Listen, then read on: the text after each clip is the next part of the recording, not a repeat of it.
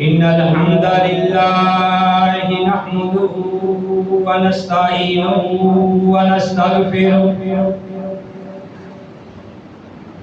ونعوذ بالله من شرور أنفسنا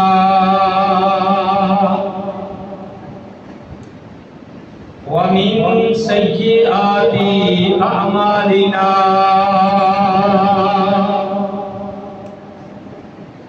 من يهده الله فلا مضل له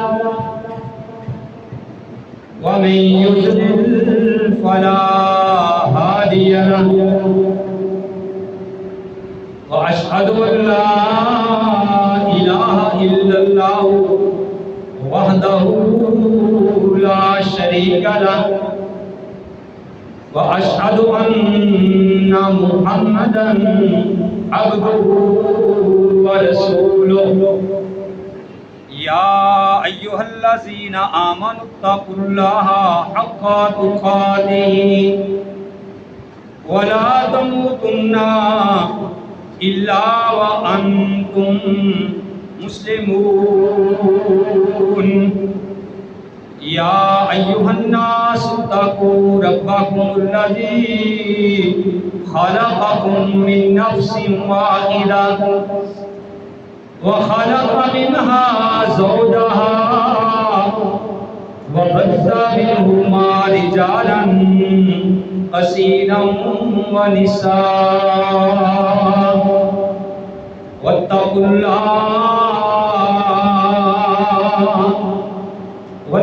الله الذي تساءلون به والأرحام إن الله كان عليكم رقيبا يا أيها الذين آمنوا اتقوا الله وقولوا قولا سديدا يصلح لكم أعمالكم ويغفر لكم ذنوبكم ومن يطع الله ورسوله فقد فاز فوزا عظيما أما بعد فإن خير الحديث كتاب الله وخير الهدي هدي محمد صلى الله عليه وآله وسلم وشر الأمور محدثاتها وكل محدثة بدعة وكل بدعة ضلالة وكل ضلالة في النار. أعوذ بالله السميع العليم من الشيطان الرجيم. بسم الله الرحمن الرحيم. قال الله تبارك وتعالى في سورة المائدة: ومن لم يحكم بما أنزل الله فأولئك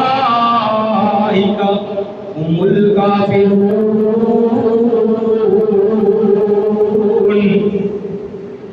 ومن لم يحكم بما أنزل الله فأولئك هم الظالمون. ومن لم يحكم بما أنزل الله فأولئك هم الفاسقون. جو نہیں فیصلہ کرتا اللہ کے اتارے ہوئے حکم کے مطابق وہی لوگ کافر ہیں، اور جو اللہ نے نازل کیا جو اس کے مطابق فیصلہ نہیں کرتا وہ لوگ ظالم ہیں، اور جو کچھ اللہ نے نازل کیا جو اس کے مطابق فیصلہ نہیں کرتا وہ لوگ فاسق ہیں، نافرمان ہیں.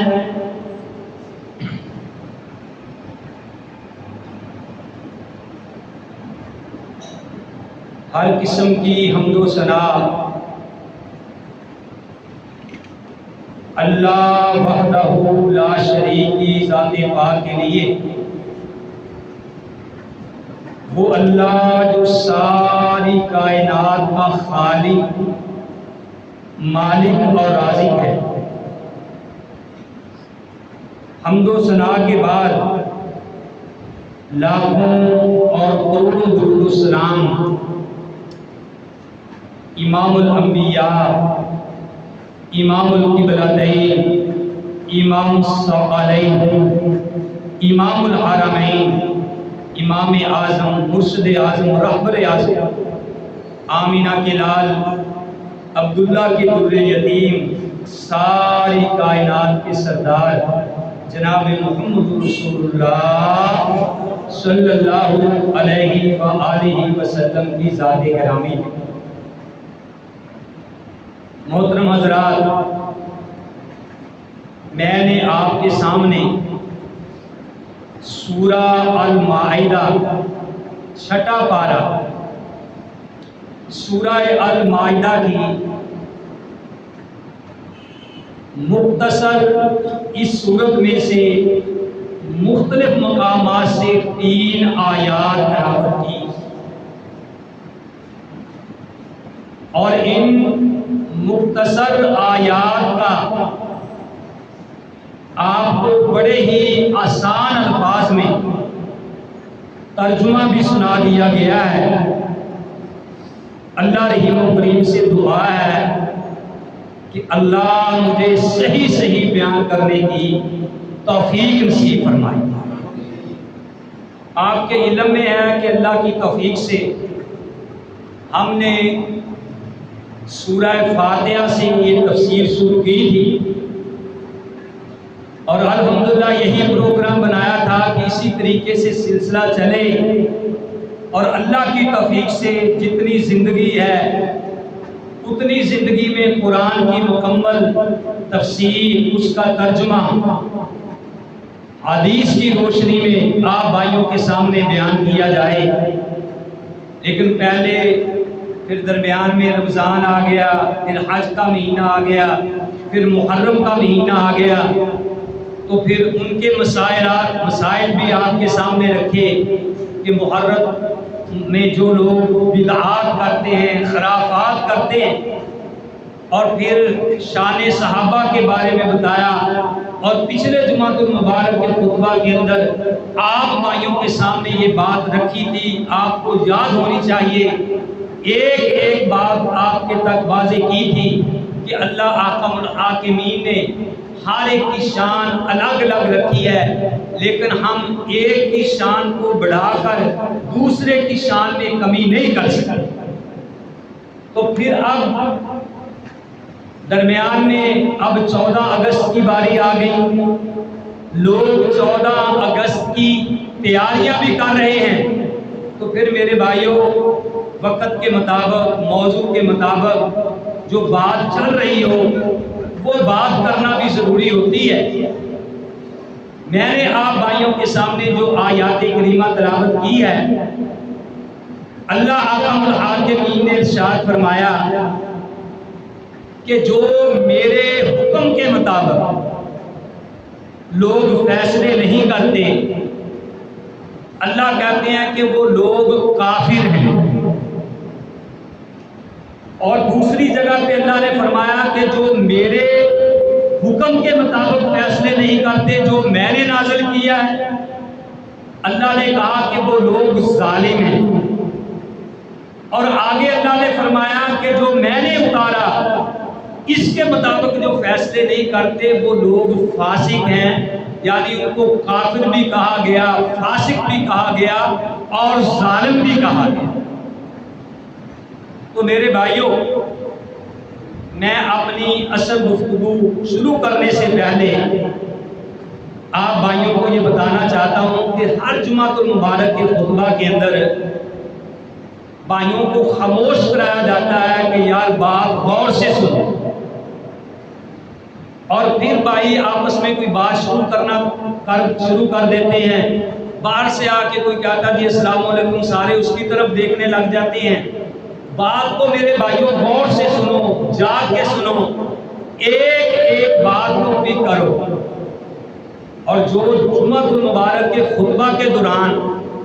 بات کرنے سے بعد نہیں آتے، میں سب سے پہلے ان کے سامنے پیارے نبی کریم صلی اللہ علیہ وسلم کا ایک فرمان رکھنا چاہتا ہوں۔ مجھے امید ہے کہ آپ کو سن کے پھر ساری زندگی انشاءاللہ رحمان خطبے کے دوران آپ بات نہیں کریں۔ اور یہ حدیث ان کے لیے ہے جن کے دل زندہ ہیں، جن کے ضمیر زندہ ہیں۔ جو مردہ ضمیر ہیں ان کے سامنے آپ جو مرضی بیان کرو، ان کو یعنی اس بات پہ کوئی اثر نہیں پڑے۔ اب دیکھیے حدیث ہے، وَعَنْ ابن عباس رضی اللہ تعالی عنہ، حضرت عباس پیارے نبی علیہ السلام کے چچا ہیں، ان کے بیٹے ہیں عبداللہ جو مفسر قرآن ہیں۔ وہ فرماتے ہیں ان ابن عباس قال، ابن عباس کہتے ہیں قال رسول اللہ صلی اللہ علیہ وسلم، رسول اللہ صلی اللہ علیہ وسلم نے ارشاد فرمایا، من تکلم یوم الجمعہ، جس آدمی نے جمعے والے دن کوئی کلام کیا، فالامام یخطب، اور امام خطبہ دے رہا ہو، امام خطبہ دے رہا تھا، کسی آدمی نے جمعے والے دن خطبے کے دوران کسی نے کلام کیا، پیارے نبی علیہ السلام نے ارشاد فرمایا، فَهُوَ كَمَثَلِ الْحِمَارِ، اس بندے کی مثال گدھے کی طرح، اس بندے کی مثال کس کی طرح ہے؟ گدھے کی طرح ہے، یحمل اسفارا، جس نے کتابیں اٹھائی ہوئی ہیں۔ آپ گدھے کے اوپر کتابیں رکھ دیں، اب اس کو کیا پتا ہے کہ ان کتابوں میں کیا لکھا ہے؟ وہ تو وزن سمجھ کے اٹھا کے لے کے جا رہا ہے۔ یہ پیارے نبی علیہ السلام کا میرے بھائیوں فرمان ہے، من کے الفاظ ہیں، من تکلم، جس نے بھی بات کی، جس نے بھی بات کی، یوم الجمعہ کی، جمعے والے دن، والامام یخطب، اور امام خطبہ دے رہا ہو، فَهُوَ كَمَثَلِ الْحِمَارِ، اس کی مثال کس کی طرح ہے؟ گدھے کی طرح ہے، یحمل اسفارا، جس نے کتابیں اٹھائی ہوئی۔ یہ پیارے نبی کا فرمان ہے، وَالَّذِي يَقُولُ لَهُ أَنصِتْ، اور جس آدمی نے اپنے دوسرے بھائی کو کہا خاموش، لیست لہو جمعہ، پیارے نبی علیہ السلام نے فرمایا اس کا اپنا بھی جمعہ نہیں ہوتا۔ جو دوسرے بھائی کو کہتا نا خاموش ہو جو، یہ امام کا، خطیب کا کام ہے کہ خاموش کرے۔ اب بھائیو یہ آپ نے حدیث سن لی ہے، یہ دل کی تختیوں پہ نوٹ فرمائے، پیارے نبی علیہ السلام نے اس کو گدھا کہا ہے جو آدمی خطبے کے دوران بات کرتا ہے۔ تو اس لیے آج کے بعد آپ نے خطبے کے دوران کوئی بات نہیں کرنی، کسی کو کہنا نہیں خاموش ہو جو، یہ امام کی، خطیب کی ذمہ داری ہے کہ وہ خود خاموش کروائے گا، اور الحمدللہ مجھے خاموش کرانا آتا ہے۔ میرے بھائیوں، میں 14 اگست کے حوالے سے بات کرنے لگا ہوں کہ ہمارا پاکستان اس وقت اپنی زندگی کے سب سے بدترین دور میں سے گزر رہا ہے، اور جتنی بھی غیر اسلامی طاقتیں، قوتیں ہیں، وہ ساری مل کے پاکستان کو تباہ کرنے پہ تلی ہوئی ہیں، اس کو برباد کرنے پہ تلی ہوئی ہیں۔ وہ قوتیں تو تلی ہوئی ہیں، اپنے بھی پاکستان کو تباہ کرنے میں لگے ہوئے ہیں، اور پاکستان کی مثال اس ایک کشتی کی طرح ہے کہ جس کے اندر سونے کے تیر لگے ہوئے ہیں۔ جو بھی ہمارے ملک میں سربراہ آتا ہے، حکمران آتا ہے، اور وہ اس کشتی سے کیل نکال کے چلا جاتا ہے اور دوسروں کے لیے یہ چھوڑ جاتا ہے ابھی کشتی میں سوراخ ہو گئے ہیں، کشتی کو بچاؤ، کشتی ڈوبنے والی ہے، اور سب سونے کے کیل اس کشتی سے نکال رہے ہیں۔ میرے بھائیوں، پاکستان کو سب لوٹ رہے ہیں، پاکستان کو سب کھا رہے ہیں، پاکستان اس وقت بے یار و مددگار ہے۔ آپ لوگوں کو معلوم نہیں کہ پاکستان کس طریقے سے بنا، کس طریقے سے مارج وجود میں پاکستان آیا، اور کس طریقے سے ہمارے بڑوں نے قربانیاں دے کر خون کے دریاؤں کو عبور کیا۔ ہماری نئی نسل کو تو یاد نہیں، پرانی نسل کو یہ بات یاد ہے، بڑوں کو یہ بات یاد ہے کہ اس ملک پاکستان کے لیے کس طریقے سے قربانیاں دی گئیں، کس طریقے سے ہماری ماؤں اور بہنوں کی عزتوں کو نیلام کیا گیا، اور کتنے گھر ایسے تھے جو 10 20 افراد پہ مشتمل تھے، اور پاکستان آتے آتے کوئی سارا گھرانہ ہی لٹ گیا، اور کوئی ایک پر افراد اس میں سے بچا، کوئی 2 بچے۔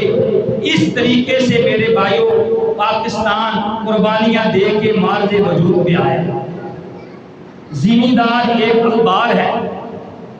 میں ایمان کی تازگی کے لیے وہ واقعہ آپ کے سامنے رکھنا چاہتا ہوں، بات کو ذرا جاگ کے دل کی تختیوں پہ لکھ کے لے کے جانا۔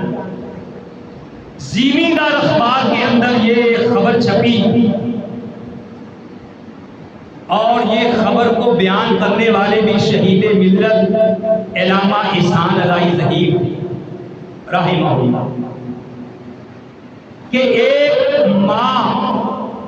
گرداسپور سے چلی اور اس کے 3 بچے تھے، اس کے 3 بچے تھے، ایک بچہ اس نے دائیں ہاتھ میں پکڑا ہوا تھا، اور دوسرا بچہ اس نے بائیں ہاتھ میں پکڑا ہوا تھا، اور تیسرا بچہ اس نے اپنی چھاتی کے ساتھ لگایا ہوا۔ پاکستان پہنچتے پہنچتے ان سکھوں نے، ہندوؤں نے، سکھوں نے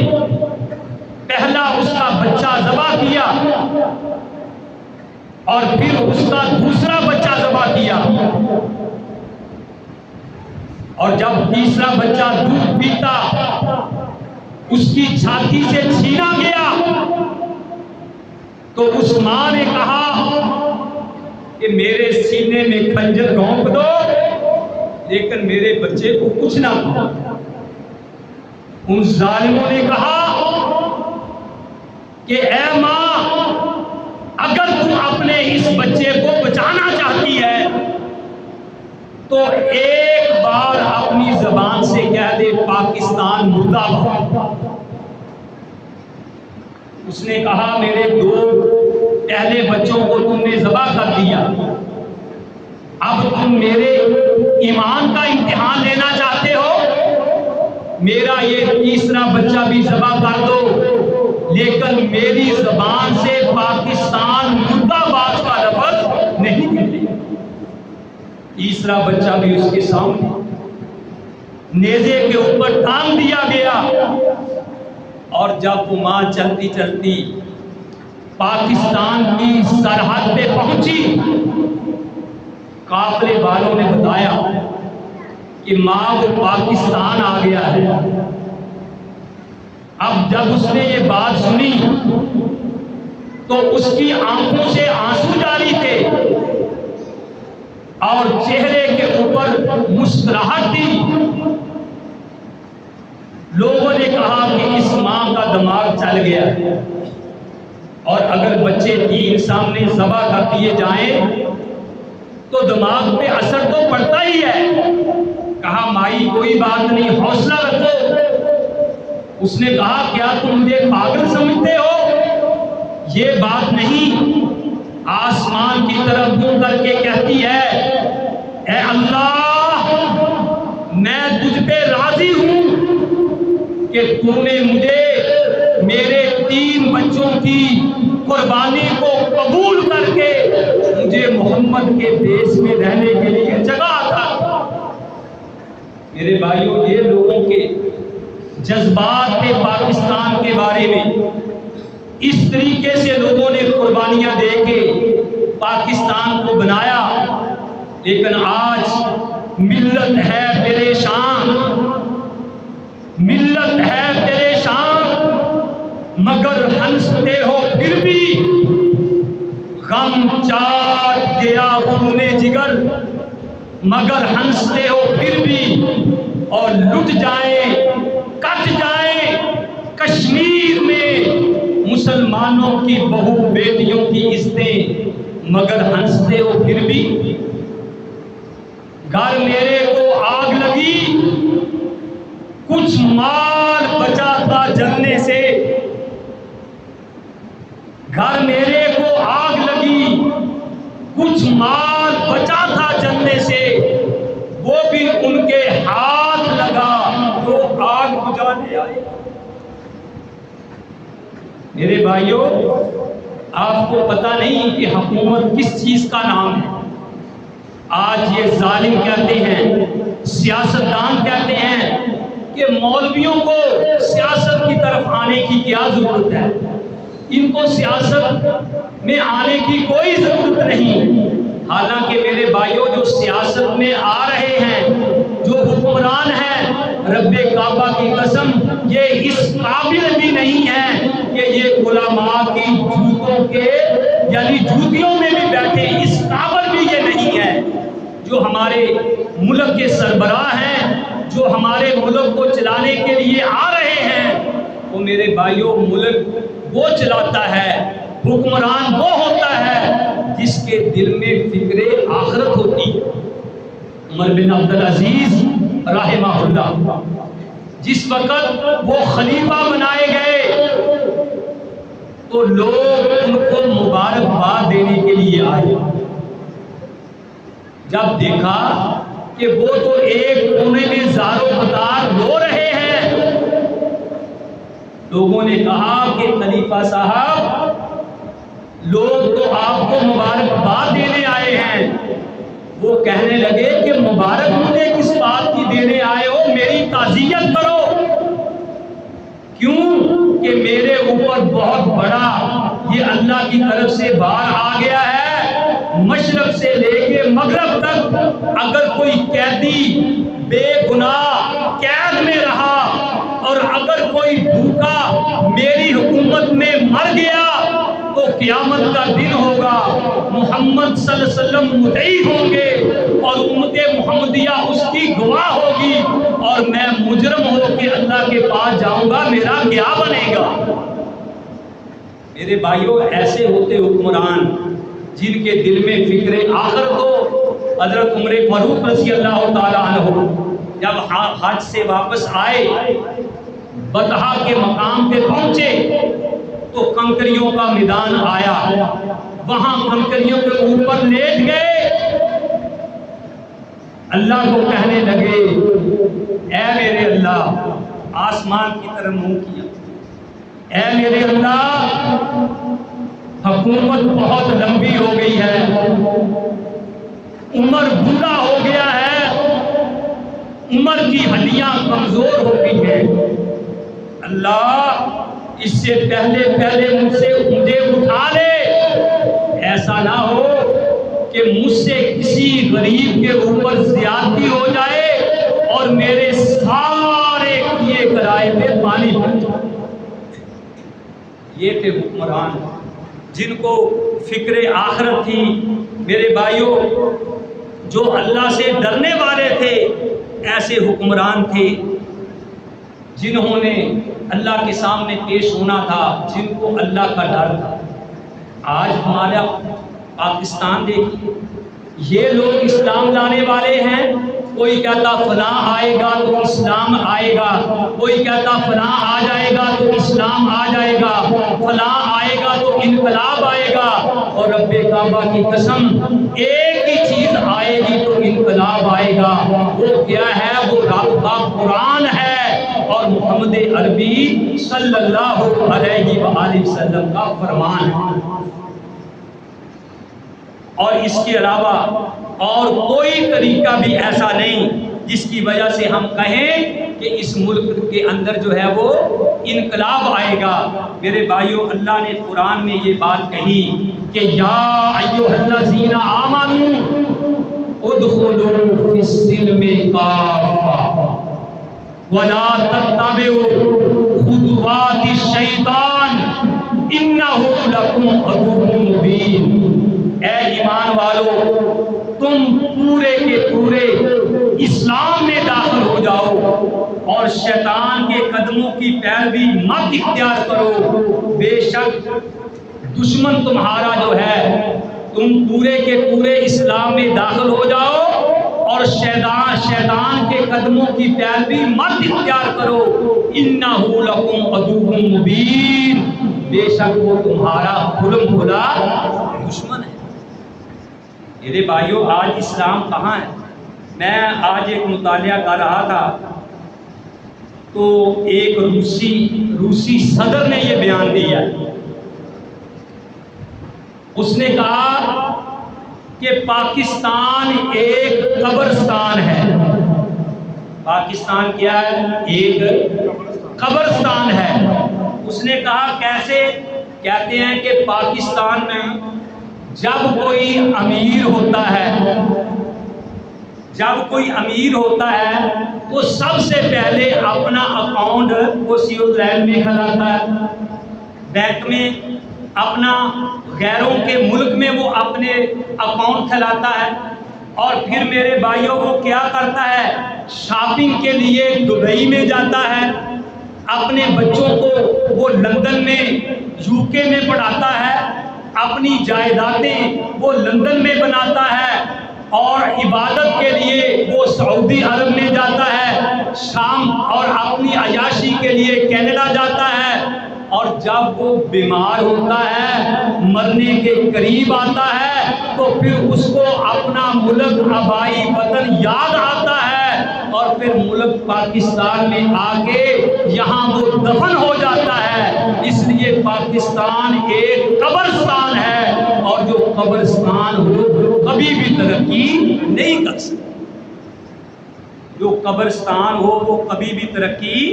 نہیں کر سکتا۔ میرے بھائیوں، آئیے ہم انقلاب لائیں۔ وہی چہرے بار بار بدل کے آ رہے ہیں جن کا کوئی قرآن سے واسطہ نہیں ہے،